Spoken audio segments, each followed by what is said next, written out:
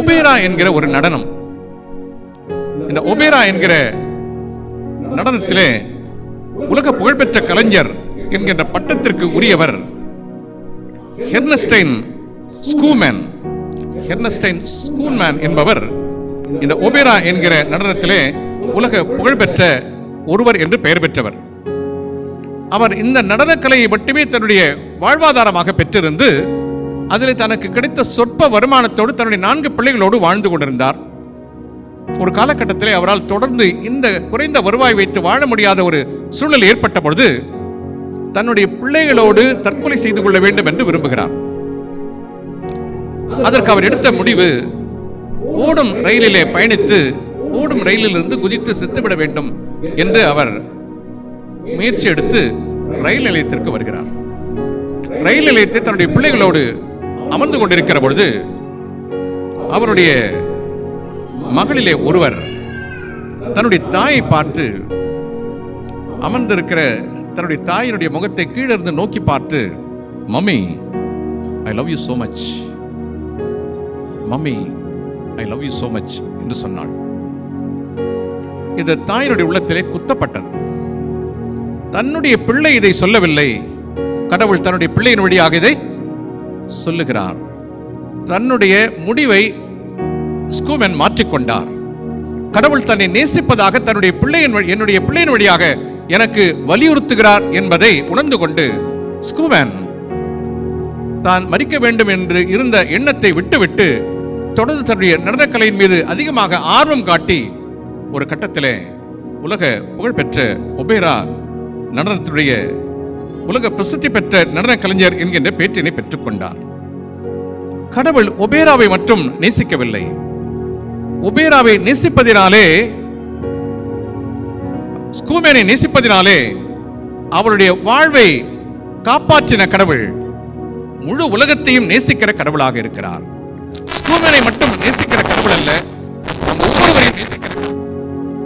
ஏனென்றால் கடவுள் இந்த உலகத்திலே நம்மை நேசிப்பது என்பது மட்டுமே தலையாக பெற்றிருக்கிறார். ஒரு காலகட்டத்தில் பார்த்தீங்கன்னா பொதுவாக ஒரு ஸ்டேட்மெண்ட் எழுதுவாங்க, God is love. ஒரு காலகட்டத்தில் எதிர்த்து God is love அப்படின்னு எழுதுவாங்க. கடவுள் அன்பாகவே இருக்கிறார் அப்படின்னு சொன்னா கடவுளுடைய உருவமே இதுதான். அன்பு செலுத்துவது என்பதுதான் கடவுளுடைய உருவமே. அப்படியானால் அதை பகிர்ந்து பார்ப்பது இல்லை. அது பிதாவாகிய கடவுளாக இருந்தாலும், குமாரனாகிய கடவுளாக இருந்தாலும், தூய ஆவியாகிய கடவுளாக இருந்தாலும் அவர் நம்மை நேசிக்கிற ஒருவராகவே இருக்கிறார். இந்த 3 கடவுள் அன்பின் சமூகத்தை இந்த மண்ணிலே நிலைநாட்ட வேண்டும் என்று விரும்புகிறார்.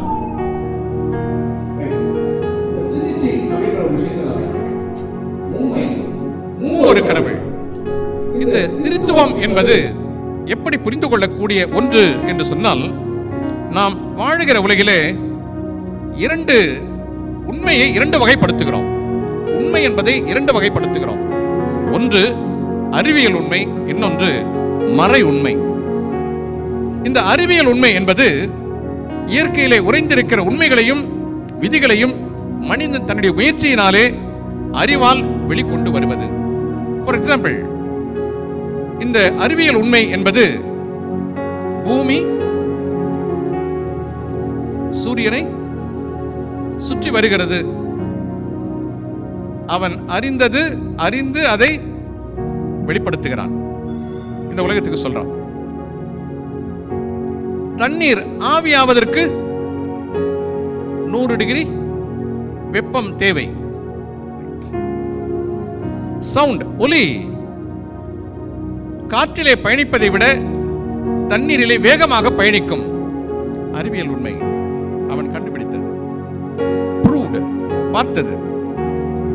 இன்னொன்னு புவி ஈர்ப்பு விசை. எந்த ஒரு பொருளையும் நீங்கள் தூக்கி மேலே எறிந்தால் கீழே விழும். என்னது அது? புவி ஈர்ப்பு விசை. இது எல்லாம் அறிவியல் உண்மை, நிரூபணமானது, கண்ணால் பார்க்கக்கூடிய ஒன்று. நம்முடைய வாழ்விலே இந்த உண்மைகளை 2 வகையிலே உணர்கிறோம். ஒன்று அறிவியல் உண்மை, இன்னொன்று மறை உண்மை. இந்த மறை உண்மை என்பது மறைநூல், சமய நெறிகள் வழியாக நமக்கு வெளிப்படுத்தப்பட்டது. மறைநூல் சமய நெறிகள் வழியாக நமக்கு வெளிப்படுத்தப்பட்டது. இவைகளை எளிதிலே அறிந்து கொள்வது என்பதும் புரிந்து கொள்வது என்பதும் சிரமமான ஒன்று. ஆனால் விசுவாச கண்ணோடு நாம் பார்க்கிற பொழுது நாம் அதை உணர்ந்து கொள்ள முடியும். உண்மை என்பது, திருத்துவம் என்பது அப்படிப்பட்ட ஒரு மறை உண்மை. கடவுளுடைய வார்த்தைகளிலே எது இருக்குது? ட்ரினிட்டி என்பது இருக்கிறது. ஆனால் நேரடியாக திருத்துவம் என்கின்ற வார்த்தை திருமறையிலே சுட்டிக்காட்டப்படவில்லை.